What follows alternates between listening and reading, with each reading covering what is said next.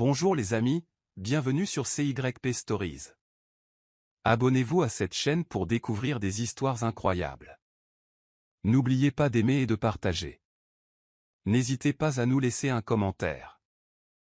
Le soleil brûlant des Legos tapait sur les vitres teintées de la berline noire alors qu'elle franchissait les grilles en fer du domaine Johnson. Abby Amati était assise, raide comme une flèche, sur la banquette arrière, les mains serrées autour de la sangle de son petit sac de voyage.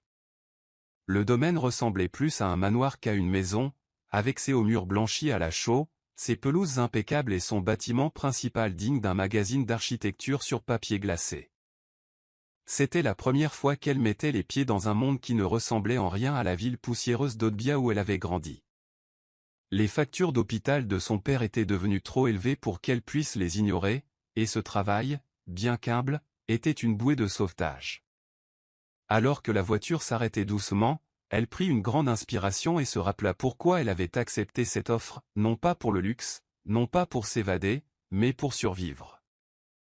Alors que la gouvernante en chef du domaine, Mama Busy, ouvrait la porte et lui adressait un sourire chaleureux, Abby s'inclina légèrement en guise de salutation, hésitant à parler la première. Mama Busy n'attendit pas. « De rien, ma chère. Entrez. Ne vous inquiétez pas, vous trouverez bientôt votre rythme. » À l'intérieur du manoir, tout brillait. Sol en marbre, panneaux de bois poli, tableaux au cadre doré et lustres suspendus au haut plafond tels des cascades gelées. Abby suivit Mama Busy en silence, son regard scrutant tout sans paraître trop curieux.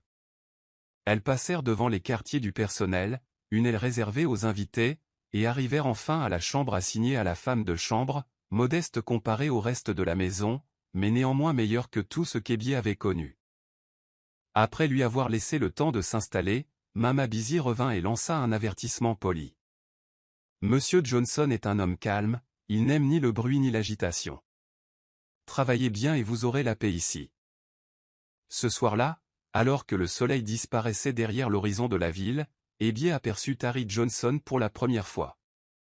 Il passa devant la salle à manger avec une assurance tranquille qui n'avait pas besoin de se faire remarquer, grand, brun, impeccablement vêtu, les yeux rivés sur sa tablette. Leurs regards se croisèrent un bref instant. Pas un hochement de tête, pas un sourire. Juste un regard, et il disparut. Cette rencontre la laissa sans voix, non pas parce qu'il était le milliardaire techmobile dont tous les journaux raffolaient, mais à cause du poids qu'il portait dans son silence. Il y avait quelque chose de solitaire dans sa façon de se déplacer, comme quelqu'un qui aurait appris à vivre dans son propre esprit. Elle n'avait pas à s'inquiéter pour son patron, bien sûr. Elle était là pour faire le ménage, cuisiner et rester seule. Ce soir-là, elle appela sa petite sœur Abby Elsa et lui assura qu'elle pourrait bientôt acheter les nouveaux médicaments de papa. Sa voix était brisée par un espoir discret. Elle raccrocha, s'assit au bord de son lit et fixa le plafond. Son nouveau monde était vaste et inconnu, mais elle se promit de garder les pieds sur terre, de garder la tête basse et de gagner chaque kobo avec dignité. Ce qu'elle ignorait, c'est que le calme dans les yeux de Tari masquait une vie tout aussi silencieusement tumultueuse que la sienne. Au matin, Abby était debout avant le soleil. Elle noua son foulard, repassa soigneusement son uniforme et rejoignit Mama Busy dans la cuisine du personnel. La vieille dame préparait déjà le programme des repas et répartissait les tâches entre le personnel de maison. « C'est une maison où règne l'ordre », expliqua-t-elle en désignant une épingle à linge plastifiée près du réfrigérateur. « Chacun a son rythme et ses priorités. Vous vous occuperez de l'aile, des chambres, de la salle de sport et du salon de la piscine. Pas de vagabondage. Pas d'appel personnel pendant les quarts de travail. Et n'entrez jamais dans le bureau privé ou la suite principale de Monsieur Johnson, sauf si vous y êtes invité. » Abby hocha attentivement la tête, les mains jointes devant elle. Elle assimilait chaque instruction comme un évangile. Il n'y avait aucune place pour l'erreur. Aucune place pour la complaisance. Ce travail ne pouvait pas se solder par un échec. Les premiers jours se déroulèrent à un rythme soutenu. Abby apprit vite. Elle travaillait efficacement, ne posait aucune question superflue et gagnait le respect des autres employés, y compris du jardinier qui parlait rarement aux nouveaux embauchés. Même Mama Busy, initialement sceptique, commença à s'adoucir à son égard. Le logement du personnel disposait de sa propre petite cuisine et, le soir, elle préparait une soupe de gombo dans une seule marmite et appelait ses frères et sœurs pour s'enquérir de l'école, des examens et des médicaments de papa. La maison restait étrangement silencieuse. Monsieur Johnson était souvent enfermé dans son bureau ou en déplacement professionnel. Les seuls signes de vie étaient le bruit lointain d'une machine à écrire, l'odeur du café importé et une note de piano occasionnelle qui s'échappait de la salle de musique tard le soir. Tari Johnson, comme tout le monde l'avait prévenu, était un mystère noyé dans la routine. Mais ce qui frappait le plus ébié dans ce manoir n'était pas sa richesse ou son luxe, mais son atmosphère froide. La maison était trop silencieuse, comme si elle retenait son souffle. Cher, certes. Superbe, absolument. Mais on n'avait pas l'impression d'y avoir vécu. Le personnel se déplaçait comme des ombres, et le propriétaire prononçait rarement plus d'une phrase à la fois. Elle s'attendait à de l'arrogance ou à un sentiment de droit de la part d'un homme aussi riche, mais ce qu'elle rencontra était plus solitaire. Un homme qui vivait entouré de gens mais ne parlait vraiment à personne. Un soir, alors qu'elle rangeait des livres sur une étagère du bureau des invités, elle trouva une liste manuscrite cachée derrière un tiroir, rappelant à l'humanité, parlez doucement. Écoutez bien. Pardonnez facilement. Cela ne correspondait pas à l'homme stoïque qu'elle avait vu. Pour la première fois, la curiosité la piqua. Qui était vraiment cet homme? Et qu'est-ce qui le rendait si distant? C'était un mardi matin, humide et déjà bourdonnant de corvée. Hébier revenait tout juste du rangement du gymnase et se dépêchait d'enfiler un uniforme propre avant d'aider à la lessive. Sa peau était encore moite de chaleur, et elle avait étendu une robe propre sur le lit de l'aile réservé aux invités. Elle dégrafa ses boutons en fredonnant doucement, pensant que l'étage était vide comme d'habitude. Elle n'avait pas verrouillé la porte. C'était une habitude qu'elle ne prenait jamais. Pourquoi quelqu'un entrerait-il sans prévenir? Elle retira sa robe et attrapa son peignoir lorsque la porte s'ouvrit en grinçant derrière elle. Son cœur fit un bond. Tari entra, les yeux toujours scrutant sa tablette. « Avez-vous vu un dossier bleu marqué ?» La phrase s'éteignant dans sa gorge. Il leva les yeux et le temps sembla s'arrêter. Hébier se retourna, horrifié, serrant l'emballage contre sa poitrine. Sa bouche s'ouvrit sous le choc, mais aucun mot ne sortit. Tari cligna des yeux, comme s'il avait fallu une seconde à son cerveau pour saisir ce qu'il voyait. « Je suis désolé, balbutia-t-il, la voix rauque de gêne. Il se retourna rapidement et sortit, la porte claquant derrière lui. Le silence enveloppa la pièce tel un nuage d'orage. Le cœur d'Hébier battait fort contre ses côtes. Elle resta plantée là, les larmes aux yeux, non pas de honte, mais d'humiliation. Elle ne s'était jamais sentie aussi exposée, aussi vulnérable. Elle s'habilla rapidement, tenant à peine ses mains. Ses joues brûlaient de honte. Bien que rien de scandaleux ne se soit produit, le simple fait que sa patronne, Tari Johnson, soit entrée dans sa tenue vestimentaire lui semblait une violation d'une règle sacrée. Elle ignorait ce qui était pire, qu'il l'ait vue dans un tel état, ou qu'il l'ait vue tout court. Avant, elle était invisible à ses yeux. Juste un membre du personnel comme les autres. Maintenant, elle n'en était plus sûre. Elle resta assise sur son lit un long moment, fixant le mur, essayant de se calmer. Il ne le pensait pas, murmura-t-elle. Il ne savait pas. Mais le mal était fait. Elle espérait seulement que l'incident serait enterré et oublié, qu'on n'en parlerait plus jamais. Les jours suivants furent plongés dans un lourd silence. Tari évitait complètement l'aile des invités, et Hébier prenait soin de disparaître dès qu'elle entendait ses pas. Le rythme autrefois efficace de sa routine quotidienne lui donnait désormais l'impression de marcher sur une corde raide. Elle nettoyait plus vite, gardait les yeux baissés et évitait de s'attarder dans les endroits de la maison où elle risquait de croiser son chemin. La gêne planait comme de la fumée dans les couloirs. Mama Busy le remarqua immédiatement. « Tu étais nerveux » remarqua-t-elle un soir en pliant des serviettes à la table de la cuisine. Ebié força un sourire. Simplement fatiguée, mentit-elle. Mais la tension en elle était étouffante. Chaque fois qu'elle se croyait seule, elle s'arrêtait et écoutait à 2 reprises, craignant une nouvelle rencontre fortuite. Tari, en revanche, se sentait perturbé d'une manière inattendue. Il n'était pas du genre à se laisser déstabiliser par un faux pas. Pourtant, l'image d'Ebié, vulnérable, surprise, lui restait gravée dans la mémoire.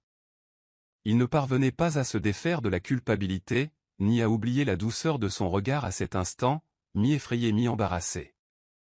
Il songea à s'excuser à nouveau, mais comment?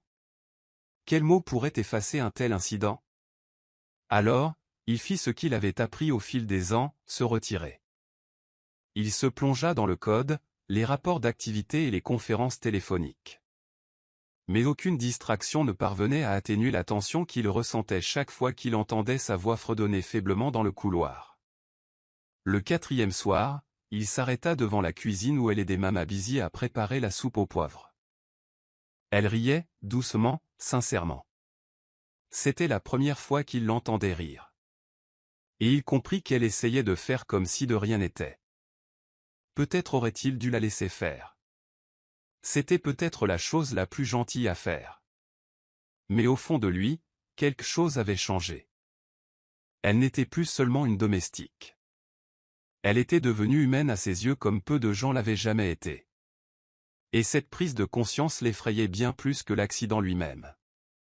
Tari ne pouvait l'expliquer, mais quelque chose avait changé. Il remarquait davantage Ebié, non pas de manière romantique, du moins pas consciemment, mais avec une curiosité qu'il ne pouvait réprimer. Elle avait repris ses fonctions avec une discipline inébranlable, son regard ne s'attardant jamais sur lui, sa présence toujours respectueuse et silencieuse. Mais c'était ce silence qui l'intriguait. Les autres employés cherchaient à l'impressionner ou l'éviter complètement. Ebié, quant à elle, se déplaçait dans la maison comme si elle y appartenait, sans rien exiger d'elle. Il commença à l'observer en silence, à la façon dont elle traitait la vieille Mama Busy comme sa propre mère, à son sourire au téléphone avec ses frères et sœurs, à la façon dont elle n'usait jamais de sa position pour solliciter sa faveur. Pour la première fois depuis longtemps, Tari se surprit à ralentir en passant devant l'allée, juste pour l'entendre fredonner en passant la serpillière ou en pliant les serviettes. Il ne lui adressa pas la parole, mais la conscience de sa présence s'accentua de jour en jour. Ebié, de son côté, s'efforçait de maintenir les limites de son rôle. L'incident du walk-in restait un fantôme non évoqué entre eux, et bien que Tari n'en ait plus parlé, elle sentait que son regard s'attardait parfois plus longtemps qu'avant. Il n'était pas intrusif, mais perceptible. Elle ne savait pas si elle devait être flattée ou inquiète. Après tout, la dernière chose qu'elle souhaitait était d'être la cible de ragots ou de malentendus. Elle redoublait d'efforts au travail, se portait volontaire pour des tâches supplémentaires et s'échappait souvent dans le jardin après les heures de travail juste pour se changer les idées. Mais quelque chose de subtil se modifiait aussi en elle. Elle s'attendait à en vouloir à Tari après l'incident, peut-être à le craindre ou à le détester, mais au lieu de cela, elle voyait un homme étrangement humain sous son apparence stoïque. Il y avait une solitude dans son regard qu'elle reconnaissait trop bien. Cela reflétait le même vide qu'elle ressentait après la mort de sa mère. Peut-être n'était-elle pas si différente. Mama Busy, cependant, remarquait tout. Forte de la sagesse acquise au fil de décennies de service et de ses propres chagrins, elle observait la tension grandissante avec une inquiétude sourde. Elle avait vu ce qui se passait lorsque la frontière entre les puissants et les faibles s'estompait. Elle observait Tari s'attarder inutilement. Elle remarqua que les mains d'Ebié tremblaient légèrement lorsqu'il était dans la pièce. Un soir, alors qu'elle était assise à côté d'Ebié dans la cuisine en train d'éplucher des ignames, elle lui demanda doucement « Êtes-vous toujours mal à l'aise en sa présence ?» Ebié secoua la tête. « Non. Il a été correct. » Mama Busy n'a pas insisté, mais son cœur lui a fait un peu mal. Les bonnes intentions ne suffisaient pas toujours dans un monde où le pouvoir pouvait encore faire pencher la balance de la confiance. Elle espérait néanmoins que ce n'était qu'une banalité, une chose passagère. Mais au fond d'elle, elle craignait que ce ne soit le début de quelque chose de plus complexe que ce à quoi il s'attendait. La pluie s'était mise à tomber au petit matin, un crépitement régulier qui s'est transformé en un roulement de tonnerre à midi. Le générateur cracha, puis s'éteignit, et le domaine fut plongé dans l'obscurité. Les lumières de secours clignotèrent, projetant une faible lueur dans les couloirs. La plupart des employés regagnèrent leur quartier, reconnaissant d'une pause inattendue.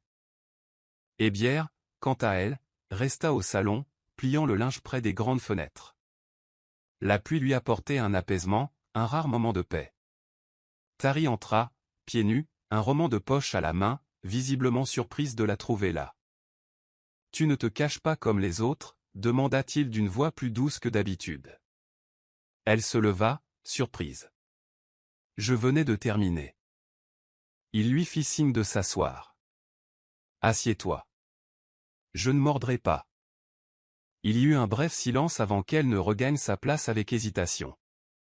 Pour la première fois, ils parlaient sans que le poids de la hiérarchie ne pèse sur chacun de leurs mots. Ils parlèrent de livres, de pluie, des inondations à Lagos, même dans les quartiers huppés. Hébière la surprit en citant Chinua Achebe.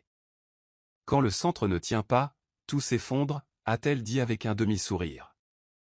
Même pour les hommes qui pensent tout contrôler. Il la regarda alors, non seulement la vit, mais la regarda véritablement.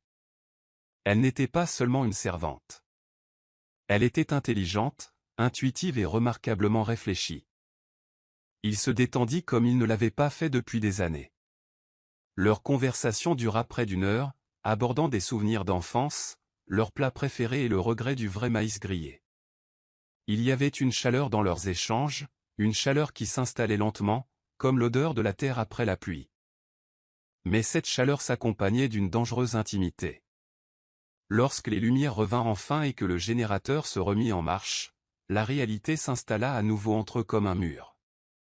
Tari se leva brusquement. « Merci, » dit-il, presque trop formellement.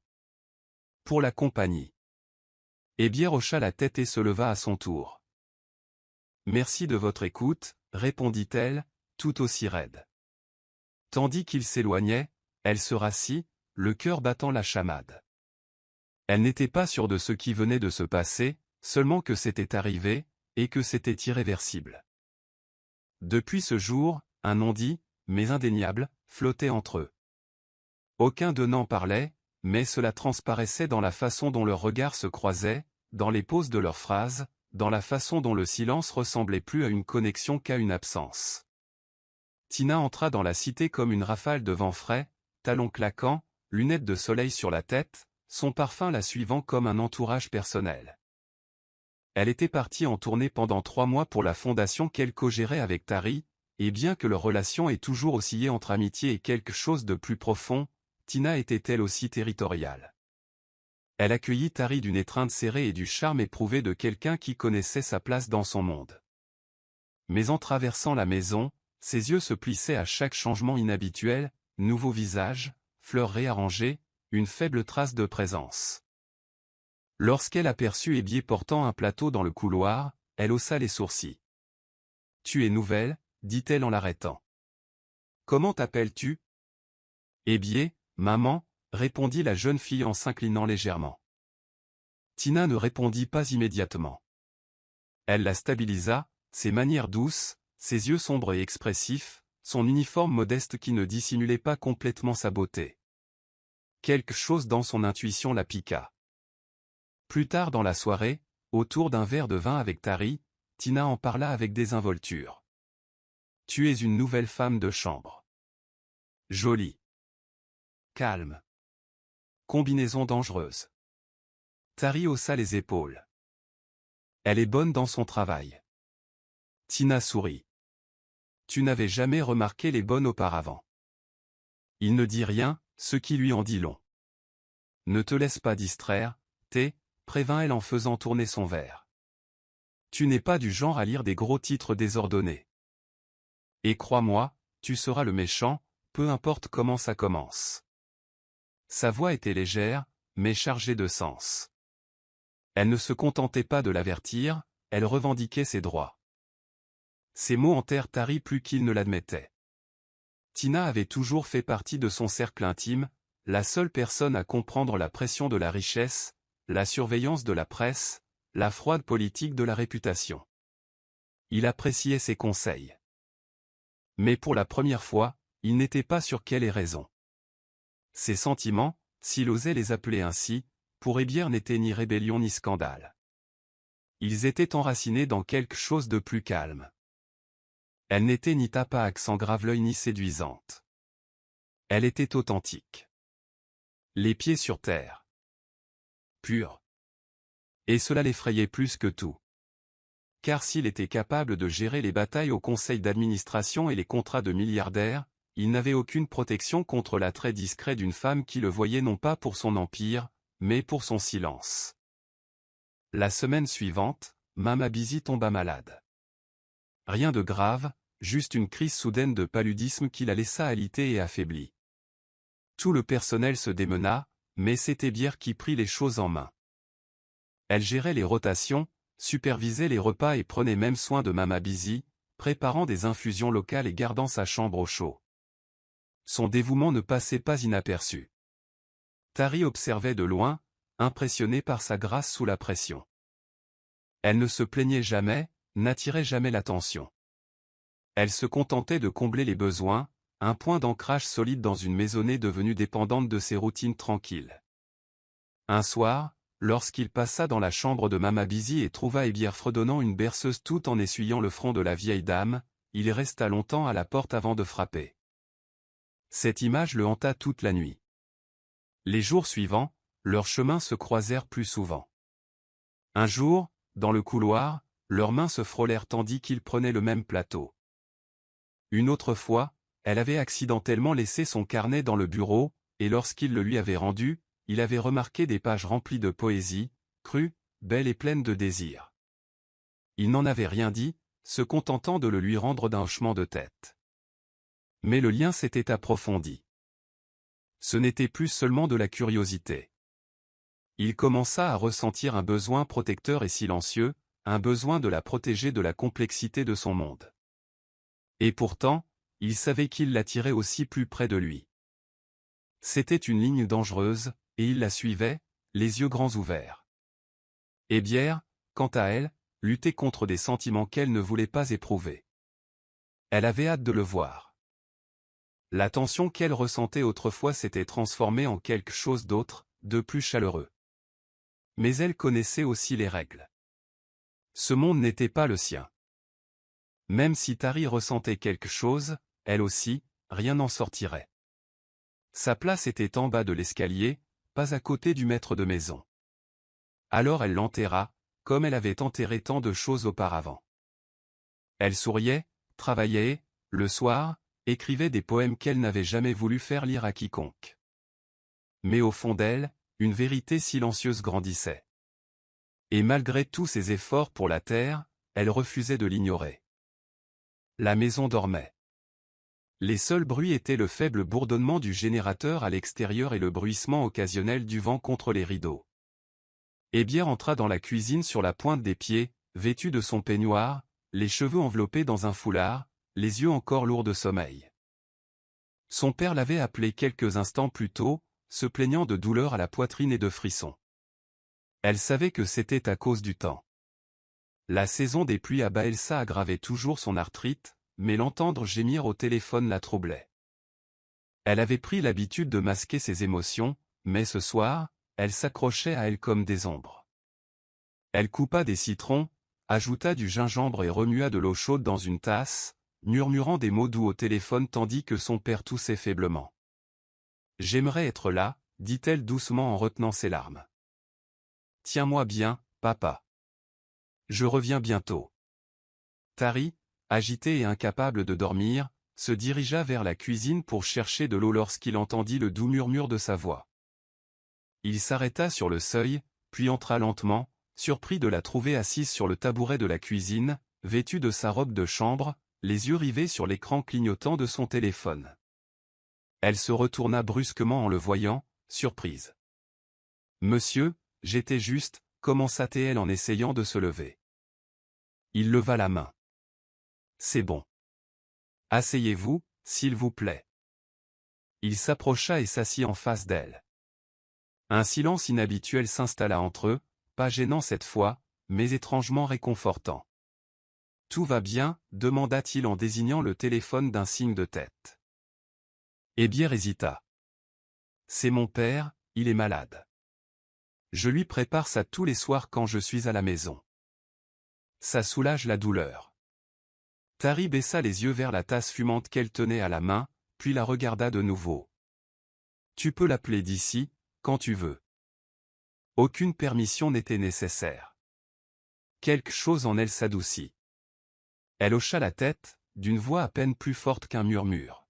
« Merci, monsieur. » Et puis, peut-être parce qu'il était tard ou parce que leur vulnérabilité trouvait son courage dans le silence, ils recommencèrent à parler.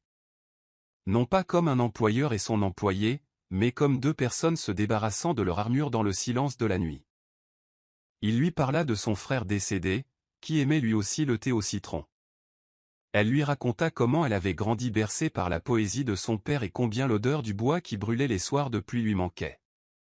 Il y avait quelque chose de désarmant dans leur regard désormais, non pas à travers le prisme de la richesse et du devoir, mais à travers une douleur humaine partagée. Ce soir-là, l'atmosphère entrechangea. Aucun d'eux ne dit plus rien, mais tous deux quittèrent la cuisine avec un souvenir nouveau et non exprimé, un lien indissoluble. Les préparatifs du gala de charité annuel de la Fondation Johnson battaient leur plein.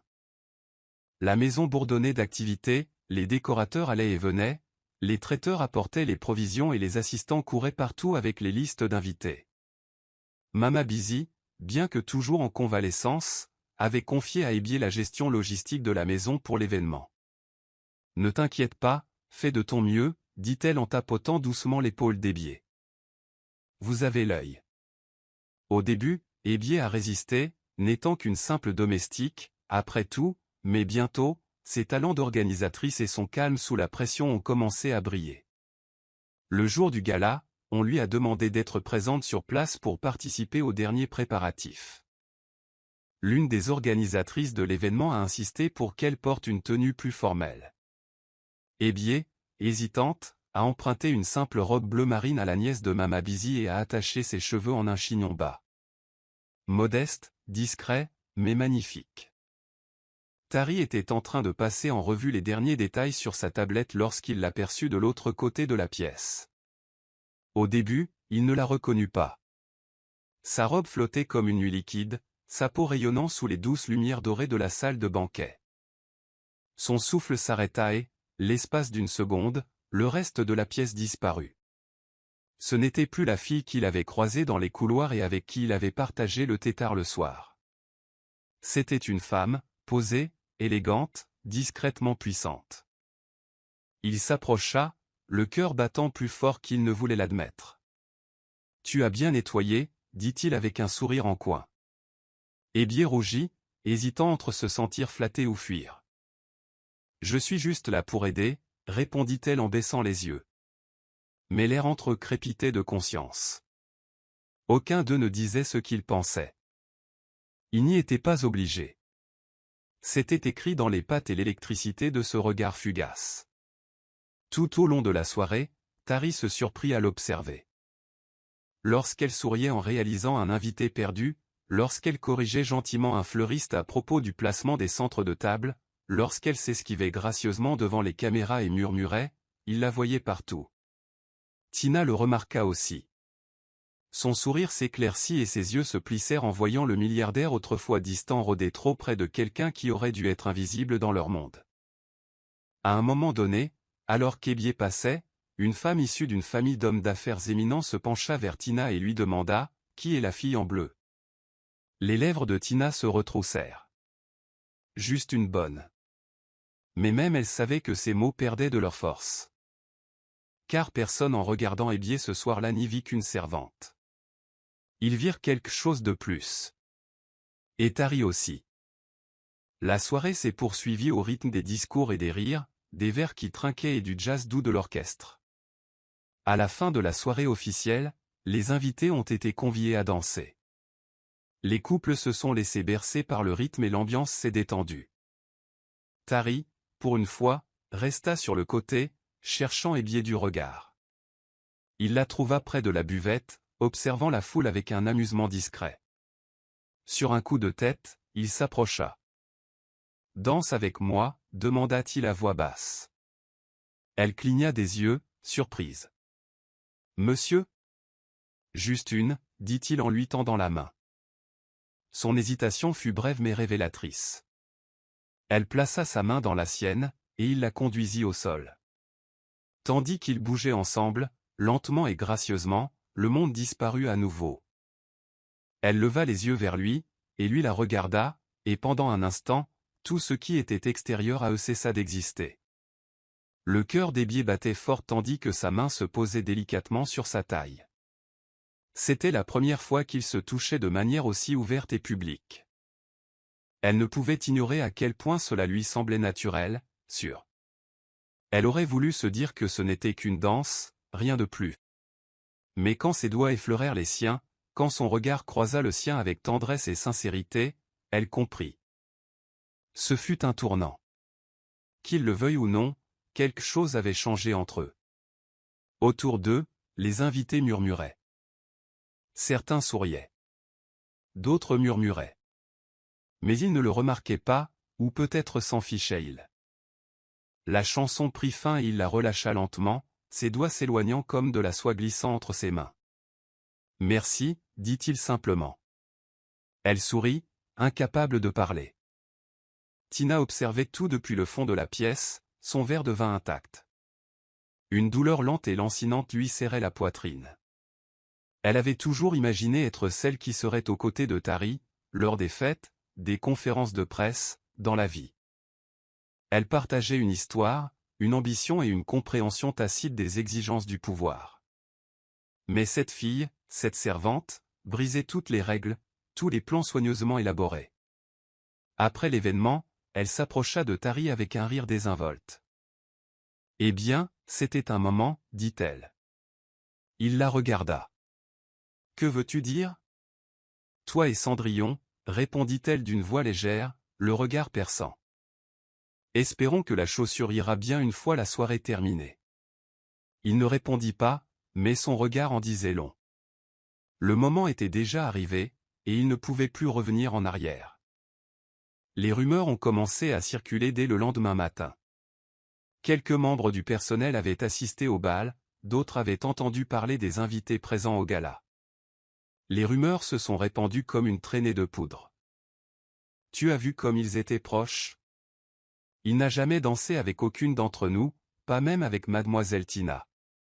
Tu sais qu'elle essaie probablement de le piéger. » Ces filles du village, et Hébière essayait de faire abstraction de tout ça, se concentrant sur son travail, mais la tension était inextinguible. Certaines des jeunes servantes commencèrent à la traiter froidement. D'autres l'évitèrent complètement. Elle percevait les jugements dans les silences, les accusations dans les regards. Maman Bizy remarqua aussi le changement. « Ne les laisse pas t'atteindre » murmura-t-elle en tendant un plateau à Hébière. « Cette maison a le don de te mettre à l'épreuve. Reste fidèle à toi-même. » Mais les choses ont atteint leur paroxysme lorsqu'une des autres servantes, Boma, l'a osé s'en prendre à elle. « Tu te crois meilleur que nous parce qu'Oga t'a regardé 2 fois » a-t-elle sifflé un après-midi dans la cuisine du personnel. « Nous sommes tous ici depuis plus longtemps. Ne venez pas gâcher ce que nous avons construit. » Les mains d'Hébière tremblaient. « Je n'ai jamais rien dit de tel. Je fais juste mon travail. Boma s'est moqué de moi. Tu as été embauché comme domestique. Reste dans ton coin avant de tout perdre. » Les mots ont été comme des gifles. Hébière se détourna, retenant ses larmes. Elle avait tant travaillé pour rester professionnelle, respectueuse, discrète. Et maintenant, elle avait l'impression que tout s'effondrait. Elle voulait partir. Disparaître. Retourner à Bayelsa, où la vie était dure mais honnête. Plus tard dans la journée, Tari entendit la fin d'une autre conversation près du garde-manger. Elle projetait probablement de le séduire. Ils font toujours semblant d'être innocents. Cela suffisait. Il convoqua une réunion avec le personnel le soir même. Sa voix était calme, mais ferme. « Cette maison est bâtie sur le respect », commença-t-il. « Si jamais j'entends une autre rumeur, une autre insulte ou une nouvelle tentative de dénigrer quelqu'un qui fait son travail avec dignité, il y aura des conséquences. » Un silence de mort s'abattit sur la salle. Il ne regarda Hébière qu'une seule fois, puis congédia tout le monde. C'était la première fois qu'il la défendait ouvertement. Mais au lieu d'être fier, Hébière se sentit exposée, comme si son cœur avait été examiné au microscope. Elle savait désormais que la frontière entre eux avait été franchie, et le monde environnant ne laisserait pas cela impuni.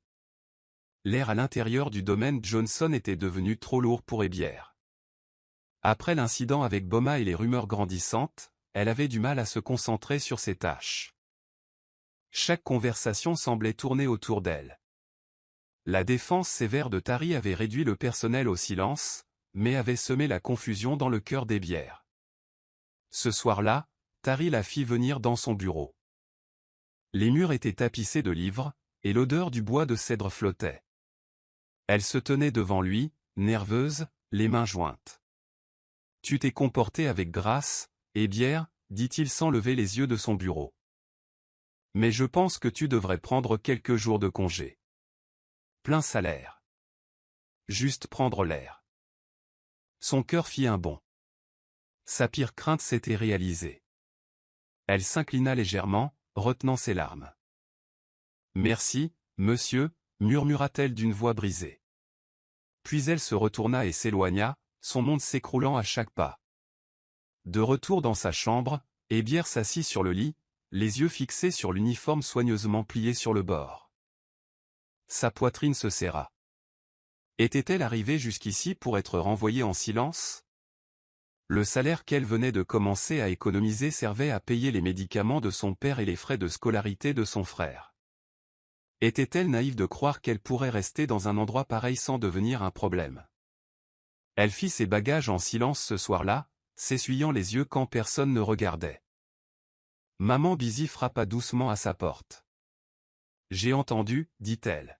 « Mais ça ne ressemble pas à un licenciement. » Hébière secoua la tête. Il n'avait pas dit que j'avais été viré. Mais il n'avait pas dit non plus. La vieille femme soupira profondément. Vous savez ce qui fait le plus mal dans la vie? Parfois, le silence est plus éloquent que les mots. Et tout le monde ne sait pas exprimer son amour sans transgresser les règles. Le lendemain matin, Hébière se glissa hors du manoir et monta dans un taxi, direction Bayelsa. La route s'étendait à perte de vue, reflétant la douleur dans sa poitrine. Elle regarda la ville disparaître derrière elle, incertaine de ce qui l'attendait. Son téléphone vibrait de messages qu'elle n'ouvrait pas. Elle avait besoin d'espace, de clarté et de toucher la terre qui lui rappelait qui elle était avant la gosse.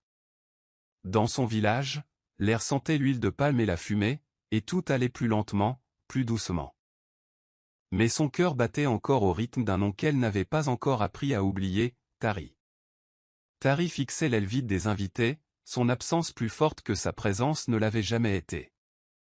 Les jours passaient, mais ses pensées refusaient de suivre leur cours.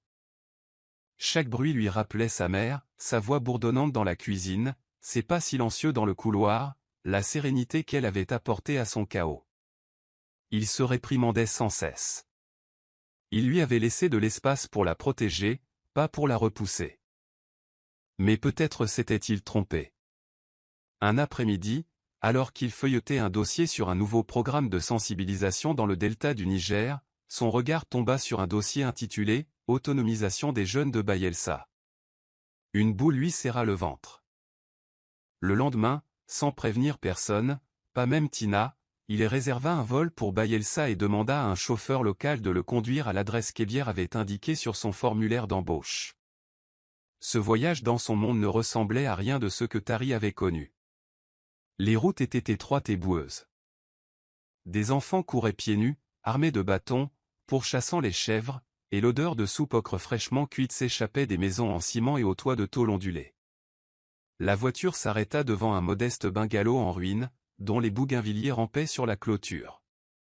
Il en sortit, incertain de ce qui l'attendait. Ebière était dans le jardin, puisant de l'eau à un puits lorsqu'elle le vit. Elle resta bouche bée. Pendant un long moment, aucun d'eux ne parla. « Tu es venu » demanda-t-elle, essoufflée. Tari hocha la tête. « J'avais besoin de voir où tu avais appris à être si fort. » À l'intérieur, il rencontra son père, Monsieur Ebi, un homme âgé et doux, au regard fatigué et à la voix d'enseignant. Ils parlèrent d'éducation, de philosophie et de ce que signifiait être humain dans un monde obsédé par le statut social. Ebière les observait depuis la cuisine, le cœur battant. Tari n'avait rien à faire ici, pas avec sa chemise blanche immaculée et ses chaussures cirées. Mais il semblait plus apaisé qu'elle ne l'avait jamais vu. Ce soir-là, alors qu'il était assis sous le manguier, entouré de ses frères et sœurs, les aidant à réparer un transistor cassé, Ebière réalisa que quelque chose avait changé. Il n'était pas là par culpabilité ou par obligation. Il était là parce que quelque chose l'avait attiré, quelque chose de réel. La visite de Tari dura 3 jours. Durant ce court laps de temps, il alla chercher de l'eau au puits, partagea des bols de soupe de pois chiches et d'arachides avec sa famille, et resta assis tranquillement à écouter les enfants du village lui poser 1000 questions sur la grande ville. Il rit, un vrai rire, une chose qu'Ebière ne l'avait jamais vu faire à Lagos. Les murs de Lagos commencèrent lentement à s'effondrer. Un après-midi, ils se promenèrent au bord de la rivière où elle avait passé son enfance. Elle lui raconta des histoires sur sa mère, comment elle s'asseyait sur la berge et se tressait les cheveux en chantant des berceuses d'Ebo. Tari écoutait, sans l'interrompre. « Cet endroit m'a façonné, dit-elle doucement. Il m'a appris à trouver la paix et à lutter. » Il la regarda, l'air indéchiffrable. « Et cela a fait de toi la personne la plus extraordinaire que j'ai jamais rencontrée. » Ce soir-là, sous les étoiles et le doux chant des grillons, ils s'assirent près du feu que son jeune frère avait allumé. Tari se tourna vers elle, la voix basse. « Je ne t'ai pas laissé de répit parce que je voulais que tu partes. Je t'ai laissé de l'espace parce que j'avais peur. » Ebière n'a pas parlé. « J'avais peur de te gâcher la vie si j'avouais ce que je ressentais. Je t'entraînerais dans un monde qui dévore les gens avec ses murmures et ses attentes. » Elle le regarda, les yeux pleins d'émotion. « Et si j'étais déjà assez forte pour entrer dans ce monde sans me perdre ?» Le silence s'étendit entre eux avant qu'ils ne tendent la main et ne la prennent. « Alors, je marcherai à tes côtés, pas devant toi. » Leurs doigts s'entrelacèrent, et quelque chose s'installa entre eux, doux et sacré. Aucune promesse n'a été faite. Aucune confession n'a été criée. Mais là, de la manière la plus simple, l'amour s'est exprimé sans avoir besoin de nom. Pour la première fois, Tari comprenait le genre de paix qu'aucun argent ne pouvait acheter. Et pour Ebière, elle comprenait que tous les hommes puissants n'étaient pas incapables de douceur. Parfois, les cœurs les plus fragiles vivaient dans les costumes les plus solides. Lors de leur dernière nuit à Beelza, Ebière et Tari étaient assises sous le même manguier, cette fois sans les enfants. Les étoiles brillaient plus que n'importe quel horizon en Lego, et l'air sentait le maïs grillé et la terre chaude. « Tu n'as jamais souhaité rester ici ?» demanda-t-elle. Tari souriait faiblement. « Parfois. Mais le monde que j'ai construit n'existe pas ici. C'est bruyant. Impitoyable. Exigeant. Mais pour la première fois, je crois que je peux emporter une partie de cet endroit avec moi, grâce à toi. » Ebière baissa les yeux vers ses genoux, le cœur battant. Il tendit la main et lui releva doucement le menton. « Ebière, murmura-t-il, je ne sais pas exactement quand ça a commencé. C'était peut-être la nuit de la pluie, ou peut-être quand je t'ai vu t'occuper de Mama Busy. Mais je sais que c'est réel. » Elle n'a pas réagi immédiatement. Ses émotions étaient vives et intenses. « J'ai peur » a-t-elle admis. « Pas de toi. De ce que les gens diront.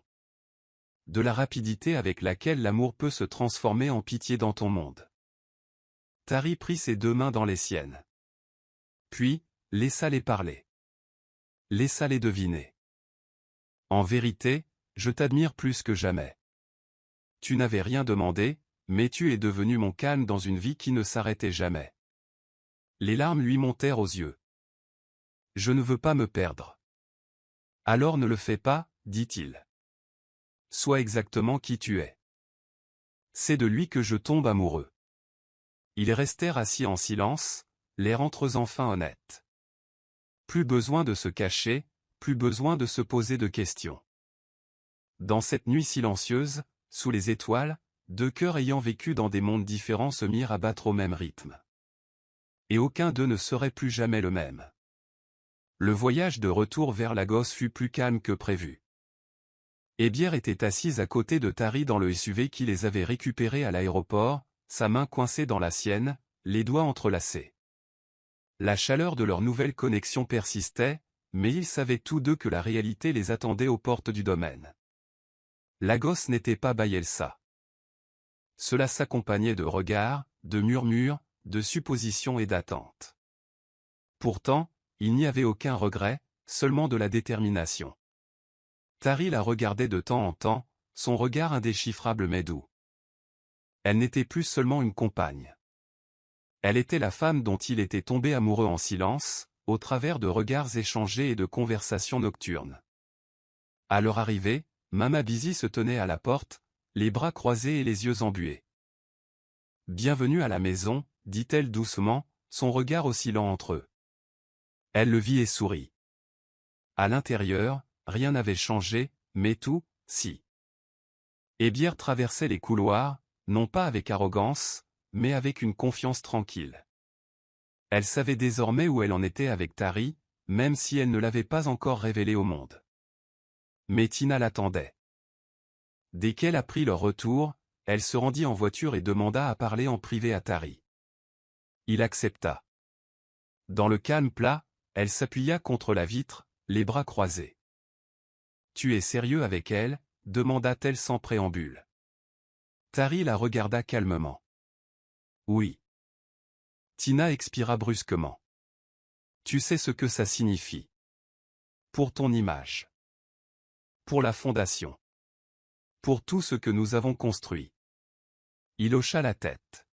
« Alors peut-être qu'il est temps que je construise quelque chose qui ne repose pas sur des faux-semblants. » Tina le regarda longuement, le cœur brisé non pas par la colère, mais par la perte. « Tu ne me choisis vraiment pas, n'est-ce pas ?» murmura-t-elle. Il s'avança et posa doucement une main sur son épaule. « Je choisis la paix, Tina. Et elle me l'accorde. » Tina partit discrètement, et avec elle, le dernier obstacle disparut. Ce soir-là, Tari et Ebiée partagèrent un dîner dans le jardin sous les guirlandes lumineuses qu'elle avait elle-même pendues pour un événement passé. Ce n'était pas romantique au sens propre du terme, pas de violon, pas de bougies, mais c'était sincère. Ils parlaient de l'avenir par énigme, laissant le réconfort de la compagnie parler plus fort que les déclarations. « Tu ne me dois rien, lui dit-elle. Juste la vérité. » « Alors je te promets ceci, » dit-il en lui prenant la main par-dessus la table. « Quoi qu'en dise le monde, je te considérerai toujours comme mon égal. » La semaine suivante apporta un changement inattendu. Tari a convoqué une réunion privée avec Mama Busy et Ebiée dans le bureau. « J'ai réfléchi, » commença-t-il en marchant lentement, au rôle, aux limites et à la façon dont on cache parfois les gens derrière des titres pour se mettre à l'aise. Il se tourna vers Ebiée. Tu as fait plus pour cette maison que n'importe quel autre employé que j'ai jamais eu. Je veux te proposer le poste de gérant de maison, avec un nouveau salaire, de nouvelles responsabilités et ta propre participation à la coordination du personnel. » Ebiée était stupéfait. « Mais, monsieur, je ne sais pas si il l'interrompit doucement. Ce n'est pas une question de faveur. C'est une question de mérite. Tu l'as mérité, Ebiée. » Elle a lutté pendant des jours avec cette décision. D'un côté, c'était tout ce pourquoi elle avait travaillé, le respect, le progrès, un but. D'un autre côté, cela semblait dangereusement proche d'être interprété à tort comme du favoritisme. La dernière chose qu'elle souhaitait, c'était entendre des rumeurs selon lesquelles elle obtiendrait une promotion en couchant avec son père. Mais après de longues discussions avec son père et sa mère, elle accepta, sous des conditions claires. J'accepte le rôle, dit-elle à Tari, mais seulement si tu me laisses le prouver par des résultats, pas par des sentiments. Il sourit. Alors, c'est un marché. À partir de ce jour, elle ne porta plus l'uniforme de femme de chambre. Sa garde-robe changea pour des robes élégantes et modestes. Elle dirigea les réunions du personnel, ajusta les budgets et gagna le respect prudent de ceux qui la méprisaient autrefois. Pourtant, la transition ne s'est pas faite sans heurts. Il y a eu des erreurs, des problèmes de communication. Des moments où Ebié remettait en question sa place.